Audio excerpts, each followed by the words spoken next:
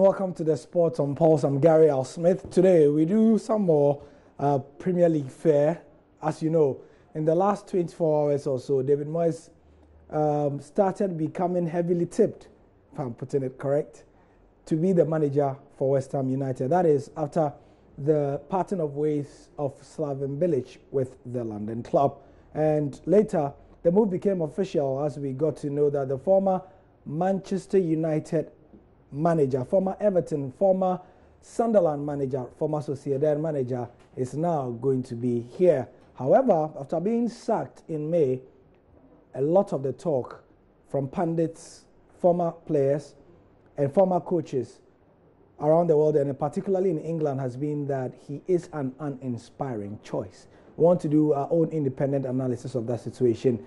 And to do that with me is Selwyn Saki. Many thanks for your time. Okay.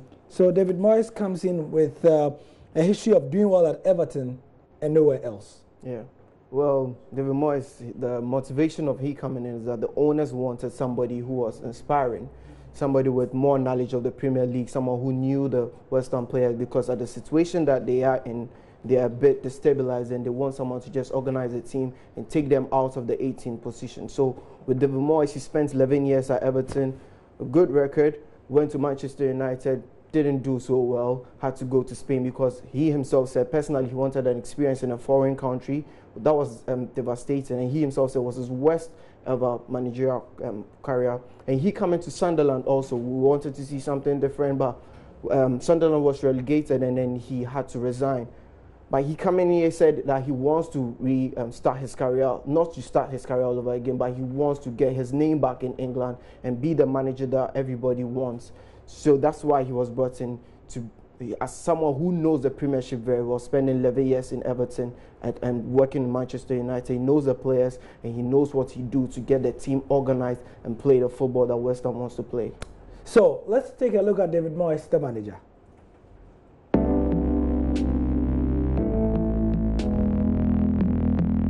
I'm really looking forward to meeting the supporters, being in the stadium with them. I'm looking forward to seeing them getting right behind the team and my team also. We need the support, we need everybody with us. It's a big job we have in hand now, but I'm sure with everybody together we can get the right results between now and the end of the season. And in a statement from the West Ham joint chairman, David Sullivan, he says, "This is a unique position for David Gold and myself. It is the first time in almost 8 years at West Ham United that we have appointed a new manager during the season. We need somebody with experience, knowledge of the Premier League and the players in it, and we believe David is the right man to turn things around and get the best out of the players at the club. He is highly regarded and respected within the game and will bring fresh ideas, organisation and enthusiasm. He proved with Everton that he has great qualities, and we feel that West Ham United is a club that will give David the platform to display those qualities again." As we mentioned, Moyes' first game in charge comes against Watford. It's after the international break. They then host Leicester in the Friday night football. Moyes will also face difficult fixtures against Manchester City, Chelsea and Arsenal. That's the lowdown on him. You saw in the statement that David Sullivan said that Moyes is highly regarded and highly respected. I know that he is respected, obviously, but highly regarded is another matter altogether. Well, yeah, he said that because if looking at their vision of getting somebody who can just quickly organize them, somebody who knows the Premiership, David Sullivan was looking for somebody at the moment. Sam Allardyce definitely won't come because of his reign at West Ham before. He's been attracted to Everton. So if they're looking for a British manager that knows the players, that knows the Premiership, David Moyes was the choice.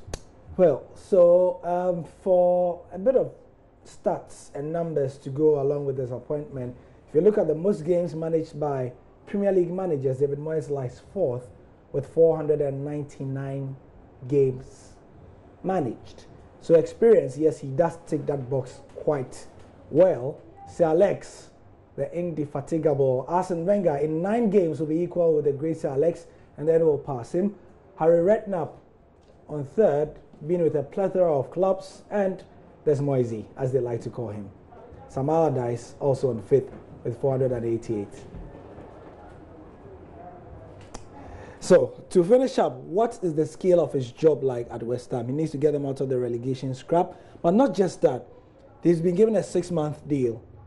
Obviously, his brief mentally will be to do so well that they give him an extension of the job. Is it just the results, or how they play will also determine whether he keeps the job or not? Very well. How they play is very much important, because West Ham fans want attractive football. They want to be excited. They want to get the place buzzing again, because they haven't played attractive football. Their game has been negative. Their defense has been disorganized. They've conceded poor goals. So David Moyes, we know him as somebody who organizes the defenses very well, and that's what they're expecting him to do. And from that, they build on that to play attractive football. So if he's supposed to pass that style of football and get the fans happy, and he could get them out of the relegation zone in a good position, he could have the job. Does he have the requisite players to do those two things that you say? Does West Ham have the squad? West Ham in the summer signed players like Zabaleta, experienced player. Jose Fonte came from Southampton, but hasn't really played the way we want him to be. So that's where the problem is. In attack, they've had players like Chicharito to come in who can also play attractive football. So it's down to the manager to get the best out of these players. And that's why they brought him, because he knows the Premiership very well. He knows all these players. He's seen them play already in the Premiership. So for him to get them to play that style of football, that's why he was brought in. So then there's the Ghanaian interest, of course, being Andre Ayew. How does that affect you? We know Chicharito and David Moyes have a very interesting relationship, because it was because of Moyes that Javier Hernandez, the Mexican, did not get enough time at Man United and then had to chuck away to Germany. Is he going to keep his place? Or, I mean, David Moyes will look at what he has in terms of personnel, and he would have to keep, you know, Javier Hernandez. He will definitely have to keep him, because he's a big signing. He's someone they've brought in. He needs to get him to score goals. But if he's knowing David Moyes and his style of play, he will definitely work with somebody like Andre Ayew, because of the way he's passionate about football. I see Andy Carroll getting more games, because David Moyes also likes to play big guys in the box and throw some crosses inside. So for Javier Hernandez, it will be a bit tricky for him to compete with Andy Carroll. He likes the archetypal English, you know, pump the ball forward, big center forward, and use the wings and so on and so forth. So interesting discussion we are done here, but by no means the end, because after the international break, all eyes will be fixed on DM, as they call him, David Moyes. Thank you very much, Selwyn, for helping us with the analysis on that. Later, we'll be speaking more about the Premier League and other related matters here on the JoyNews channel. I'm Gary Al Smith, and that's the sport for now.